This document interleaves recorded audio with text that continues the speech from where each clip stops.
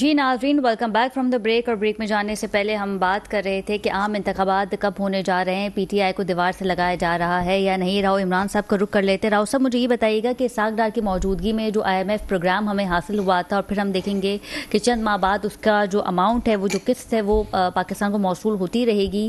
کیا سمجھتے ہیں آپ کہ کیئر ٹیکر حکومت انوار الحق صاحب کی موجودگی میں اس پروگرام کو کتنا آگے لے کے جایا جا سکتا ہے؟ کیونکہ کچھ آوازیں ذرائع کے مطابق آ رہی ہیں کہ آئی ایم ایف پروگرام جو ہے وہ شاید خدا نخواستہ کینسل ہو جائے. آپ کے پاس کیا اطلاع ہے اس حوالے سے؟ میں یہ نہیں سمجھتا.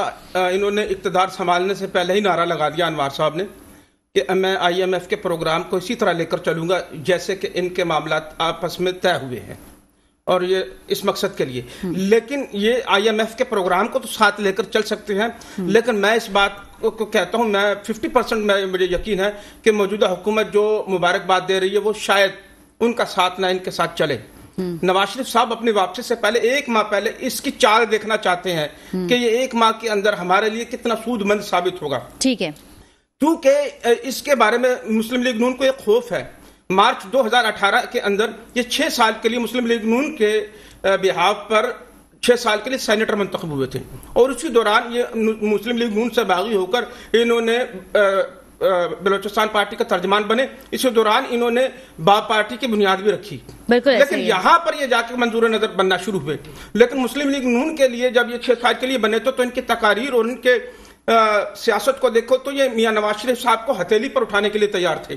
اور یہی وجہ ہے کہ شاید ایک محبت تھی کہ انہوں نے ابھی کل جو بیان دیا ہے کہ اگر نواز شریف آئے تو میں ان کو ایک وزیر اعظم کے برابر پروٹوکول دوں گا. لیکن اس کے لیے نواز شریف کو مطمئن کرنا بڑا ضروری ہے. لیکن میں منظر نامہ آپ کو بتاتا چلوں کہ آئی ایم ایف کا پروگرام چلتا رہے گا، لیکن ان کے ساتھ جو ان کی محبت ہے وہ ختم ہو جائے گی، اور آئندہ آنے والے دنوں میں نواز شریف سڑکوں پر مہنگائی اور ووٹ کو عزت دو کے لیے نعرے لگائیں گے، خلاف نظر آئے گا آپ کو پاکستان میں. اچھا مجھے بھی بتائیے گا راؤ عمران صاحب، چیف جسٹس صاحب نے سماعت کی، عمر اتب بندیال صاحب نے انہوں نے کہا کہ عام انتخابات کب ہو رہے ہیں، الیکشن کمیشن سے انہوں نے سوال کیا، لیکن ہم نے دیکھا کہ الیکشن کمیشن کی جانب سے کوئی مثبت جواب نہیں آیا. پھر ساتھ ہی ساتھ چیف جسٹس صاحب نے جو ہے وہ کراچی والوں کے لیے بھی بات کی کہ حلقہ بندیوں پہ کراچی والوں کو تحفظات ہوتے ہیں.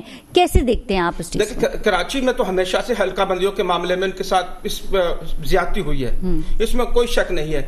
اور یہ بھی بڑا المیہ ہے کہ میں تو سمجھتا ہوں کہ اگر اورنگی ٹاؤن اور ملیر کو اٹھا کر اگر ان دونوں کو ملا کر اگر لاہور کو بیچ میں ڈال دیا جائے تو ڈھونڈنا مشکل ہو جائے گا لاہور کو. لیکن اس بار حلقہ بندیوں میں لوگوں کے گننے میں لاہور کو کراچی سے بڑا بنا دیا گا. یہ بہت بڑا عجیب سا معاملہ دیکھنے کو آیا، تو ایک سرعام زیادتی ہے. لیکن چیف جسٹس صاحب نے اور انہوں نے جو سب سے پہلے سوال کیا تھا، بندیوں کو برا نہیں سمجھتے، وہ سمجھتے ہیں کہ عوام کو باقاعدہ گنا جائے. اس کو یہ بات تو سیاست دانوں کے بیچ میں جھگڑا ہے. نہیں، گننا تو مردم شماری ہے، حلقہ بندیاں دوسری چیزیں ہیں. نہیں، اچھا پہلے جو سوال تھا وہ میرا مس ہو جائے گا. مجھے یہ بتائیے گا کہ جو چیف جسٹس صاحب نے جو سوال کیا تھا کہ الیکشن کب ہونے جا رہے ہیں، تو الیکشن کمیشن جو ہے وہ مطمئن نہیں کر سکتے. کیوں؟ اس کی بنیادی وجہ یہ ہے کہ وہ حلقہ بندیوں میں جو 6 ماہ لگیں گے، اس کے بارے میں ان کو یہ بھی نہیں پتا کہ بیچ میں کون کون آ کے کھڑا ہوگا، اور وہ جو طوالہ تھا وہ اور مزید آگے جا سکتی ہے. کس کو منہ دینا پڑے گا؟ ایک جواب تو ہے ہی نہیں. وہ کہہ نہیں سکتے کہ فروری میں ہوں گے کہ مارچ میں ہوں گے.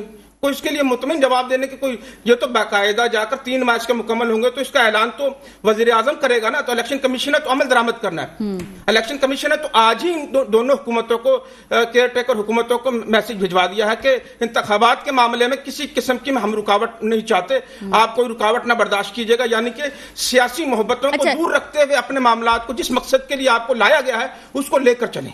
یہ تو الیکشن کمیشن نے پیغام بھجوا دیا ان کو. اچھا مجھے یہ بھی بتائیے گا راؤ صاحب کہ حلقہ بندیوں کے حوالے سے جو وقت مانگا جا رہا ہے وہ تو سب کو پتا تھا کتنا وقت تو لگے گا، لیکن کیا اسے بیس بنایا جا رہا ہے؟ بیس ہے، ٹوٹل بیس ہے. کیا کس وجہ سے بیس بنا؟ مجھے تو پتا ہے، لیکن میں چاہتی ہوں بیس کیا؟ بیس کی وجہ 2 ہے. ایک تو بڑی شدید مہنگائی، یہ عوام میں جا نہیں سکتے. ووٹ الیکشن کے زمانے میں عام لوگوں کے پاس جانا پڑتا ووٹ مانگنے کے لیے، لیکن یہ اس قابل نہیں ہے حکومت چھوڑ کر لوگوں میں جا سکے. تو لہذا ایک وقت درکار ہے کہ عوام کا جو ابال ہے، غصہ ہے، اس کو ٹھنڈا کیا جائے. ٹھیک ہے، یہ سب سے بڑی بنیادی وجہ ہے. دوسرا کہ ابھی تک خان صاحب کو نہ اہل کرنے کے علاوہ کچھ سزا کی طرف لے کر نہیں گئے. کچھ نہیں پتا کہ کل بھی ایک ان کا کیا پتا کیا ماحول چل جائے. ورنہ چیف جسٹس صاحب کا آپ نے دیکھا تھا کہ کس ٹائمنگ میں ان کا کتنا تھا کہ انہوں نے نواز شریف والے کیس کو، ججمنٹ والے کیس کو فوری طور پر ان کو اس کیس کو ختم کر دیا. تو یہاں سے حکومت ختم ہوئی. تو ابھی تک اب یہ عام لوگ ہیں. اب یہ سابق وزیر اعظم ہے، اب یہ پہلے حکومت تھی، اب نہیں ہے ان کی. اب دیکھنا یہ ہے کہ زور کتنا بازو قاتل میں ہے، دونوں طرف سے دیکھنا یہ ہے.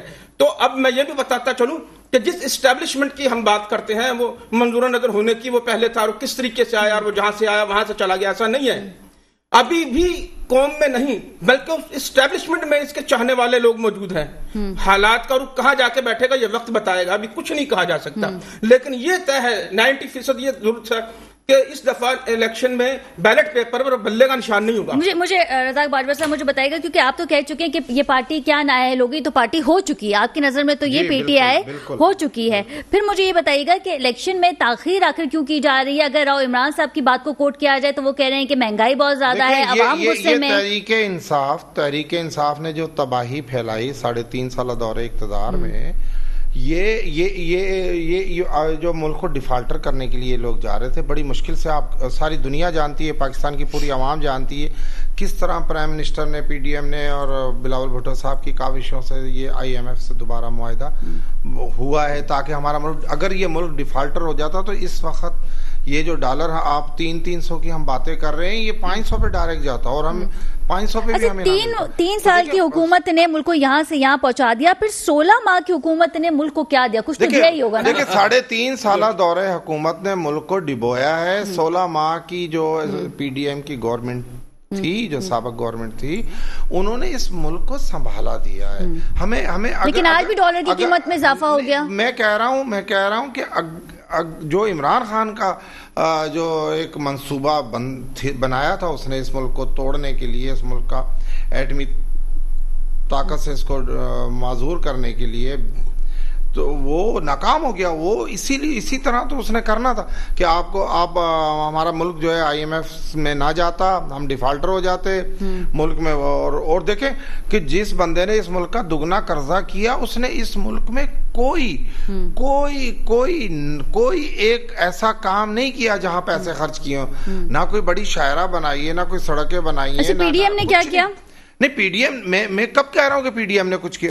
16 ماہ کی حکومت نے کیا کوئی اشارہ بنا دی گئی، کیا افتتاح ہوا؟ پی ڈی ایم جو آئی تھی وہ تو اس حالت میں آئی تھی کہ ملک کا جو حال تھا، انہوں نے تو ملک کو سنبھالا دیا ہے، ملک کو اس گردشی قرضوں سے نکالا ہے. آئی ایم ایف سے معاہدہ کر کے. جی بالکل. اچھا پھر مجھے یہ بھی بتائیے گا کہ پیٹرول کی قیمتوں میں جو اب اضافہ ہو رہا ہے وہ پھر خان صاحب کی وجہ سے یا پی ڈی ایم کی وجہ سے؟ بجلی کی قیمتوں میں جو اضافہ ہو رہا ہے کیونکہ آئی ایم ایف سے جو ہم نے معاہدہ کیا تھا تو یقیناً وہ کہیں نہ کہیں تو وہ سمجھتا ہوں کہ بام گرنا ہی تھا. موجودہ جو نگران حکومت ہے کاکڑ صاحب کی، یا جو بھی چیف منسٹر کاکڑ صاحب تو اب بنے نا، 2 دن ہوئے ہیں، اب ان کے اوپر کیا کریں گے؟ 16 ماہ کو ڈسکس کرتے ہیں. پی ڈی ایم نے تو جتنی مہنگائی کرنی تھی کر لی نا. ہم نے تو چلو اس اقتدار کو لے کر کے جو منہ کالا کیا ہے پی ڈی ایم نے خامخائی کا، صرف ملک کی محبت میں، پاکستان کو بچانے کی محبت میں. ورنہ تو اگر ہم بھی پیچھے ہٹ جاتے اور پی ڈی ایم بھی پیچھے ہٹ جاتی تو یہ ملک جو ہے عمران خان کے حوالے کر کے شاید پھر ہم لوگ پھر کسی اور کنٹری کے حوالے ہو جاتے. تو بات یہ ہے کہ یہ پی ڈی ایم نے جو گورنمنٹ یوکرین بن گئے تھے، وہ سمجھیں کہ بہت بڑا اس ملک پر احسان کیا ہے، اس ملک کو بچایا ہے. اور یہ جو الزامات ہیں کہ جی پی ڈی ایم بھی لوٹنے کے لیے آئی تھی، خدایا ایسا نہ کیا جائے. دیکھیں پھر تو پاکستان کے لوگ جو اچھے لوگ ہیں وہ تو سارے ڈیسائیڈ ہو جائیں کہ یار یہ کیسے لوگ ہیں جو محنت کرتا ہے اسے بھی اس کے وہی رتبہ مرتبہ دے رہے، جو بندہ ملک کو لوٹتا ہے، جو ملک کو توڑنا چاہتا ہے اس کو بھی وہی مرتبہ دیتے. ایسا نہیں ہمیں کرنا چاہیے. ہمیں اچھے برے میں، حلال حرام میں تمیز کرنا چاہیے.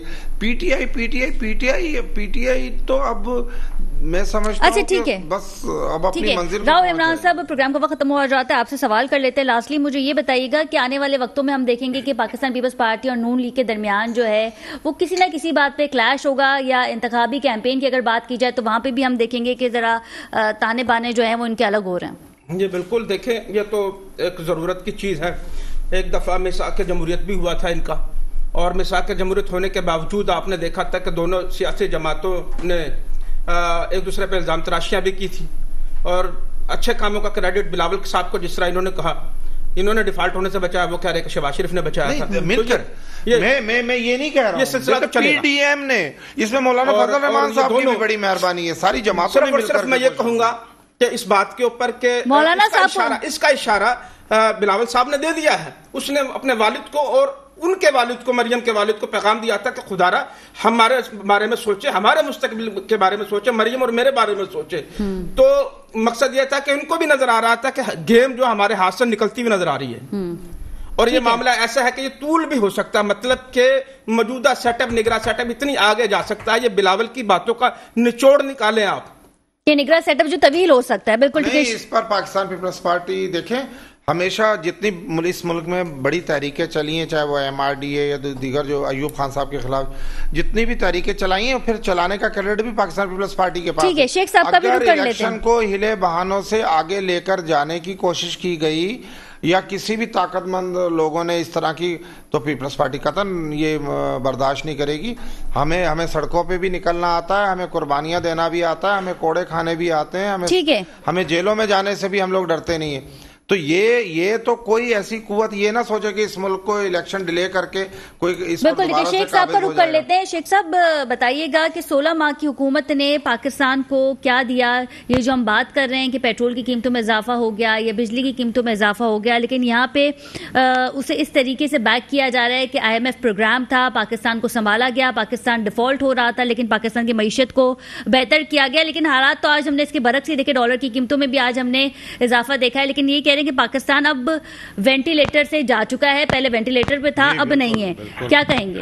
देखें, 16 माह में इन्होंने जो सबसे अहम काम किया ना, जो उन्होंने अपने सारे केसेस माफ करवाए सबसे पहले, और जो है नैब के कवानीन चेंज कराए, वजीर आजम जो जब उन्होंने शहबाज शरीफ ने उनको उठाया तो उस वक्त उनको नामजद होने जा रहे थे। रजाक बाजवा से वन बाय वन आते हैं ना, पहले उनकी भी सुन लेते हैं। आपकी मेरे आप जो भी जिस मुंह पे आता आप कहते चले गए, मैंने कोई आपकी बात को नहीं रोका। अब आप थोड़ा सबर करें, सुने मेरी बात को। आपने केसेस माफ करवाया, आवाम के लिए कोई एक बिल बता दें जो आपने असेंबली के अंदर पेश किया हो या उसकी फलाह के लिए आपने काम किया हो। कोई एक काम आपके पास नहीं है, सिर्फ इसके अपने केसेस माफ करवाने थे। आप जो आए ना हुकूमत में, वो इस वजह से नहीं आया कि मुल्क की मोहब्बत में आप लोग पागल हो रहे थे। आप लोग सीरियसली आए कि जो आपको आगे जेलें नजर आ रही थी, आगे नाअहलियां नजर आ रही थी। आप सीरियस वजह से आए कि हमारी सियासत खत्म हो जाएगी अगर इमरान खान रह गया तो। सिर्फ ये वजह थी, ये असल हकीकत बताएं आप। बाकी काम तो आपने क्या नहीं करे, आपने कौन सा ऐसा काम कर दिया जिससे आवाम की फलाह हुई हो, आवाम को रिलीफ मिला हो? कोई एक काम आपके 16 महीने में नहीं है जिससे आवाम को रिलीफ मिला हो। और आगे जो मुश्किलात आएंगी, आप मुझे पता है इनका, आप ये कहेंगे वही तो निगरान हुकूमत ने किया, हमारा तो उसमें कुछ भी था ही नहीं, को करना था जो आप लोग आप एक अच्छा पॉइंट ये भी कि पाकिस्तान पीपल्स पार्टी ये भी कह सकती है कि निगरान वजीर आजम का नाम तो हमने दिया ही नहीं था। हाँ, वो तो कहेंगे, बिल्कुल देखेगा। ये आखिर में ये सड़कों पे सारे कंटेनर पे एक नजर आएंगे सारे, और यही वोट को इज्जत जो और कहीं ऐसा ना पीटीआई के चेयरमैन के कंटेनर पे नजर आने लगे हैं। कंटेनर के शौकीन सबसे ज्यादा आप ही लोग थे। ये हो सकता है हमारे साथ कंटेनर पे खड़े हो यही लोग सारे। ठीक है, बहुत शुक्रिया जमशेद साहब आपके वक्त का। जी, मैं ये नहीं कहता कि पीटीआई की हुकूमत बहुत अच्छी थी और इन लोगों ने हुकूमत नहीं की। मैं ये समझता हूँ कि वेंटिलेटर पे आपने बात की, तो पीटीआई ने मुल्क को वेंटिलेटर पे डाला था और इन्होंने उस कौम को वेंटिलेटर पे डाला हुआ है। तो आप समझ जाए कि इस वक्त कौम की हालत कितनी पतली है। बिल्कुल ठीक है, बहुत शुक्रिया हमारे तमाम पैनलिस्ट का। जी नाज़रीन, प्रोग्राम का वक्त खत्म हुआ जाता है। अपनी मेजबान खदीजा राठौर को इजाजत दीजिए। अल्लाह निगहबान।